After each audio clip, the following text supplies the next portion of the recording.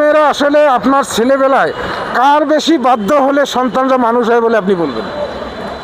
আসলে কার বেশি বাধ্য বলতে কি যে সন্তানরা বাবা মার দুজনেরই বাধ্য থাকেন, কিন্তু বাবা একটু বেশি আদর দেন সন্তানদের আর মা একটু শাসন করেন, এটা কিন্তু সত্যি।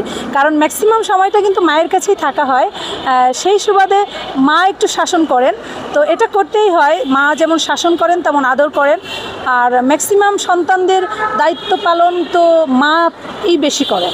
আচ্ছা, আপনি আপনার গণমাধ্যম জীবনে সবচেয়ে বেশি বৃদ্ধাশ্রমে কোন শ্রেণীর ব্যক্তিগুলোকে পেয়েছেন? আসলে আমি বৃদ্ধাশ্রমে আমি যে শ্রেণীর পেয়েছি প্রত্যেকের সাক্ষাৎকার আমি নিয়েছি, এবং প্রত্যেকটা, সবচেয়ে বড় কথা, আমি প্রত্যেকটা বেডে গিয়েছি। যতগুলা বেড ওখানে আছে, যতগুলা ওখানে আছে, আমি প্রত্যেকটার কাছে গিয়েছি। তো সবাই দেখেছি আপনার ছেলে কি করে, আমার ছেলে সচিব, আমার ছেলে অমুক অফিসার, আমার ছেলে তমুক অফিসার। মানে দেখা যায় যে ম্যাক্সিমাম 90%ই হচ্ছে আমাদের বাংলাদেশের আমলা, যাদের মা বাবা বৃদ্ধাশ্রমে আছে। কোনো আলেম ওলামা পেয়েছেন?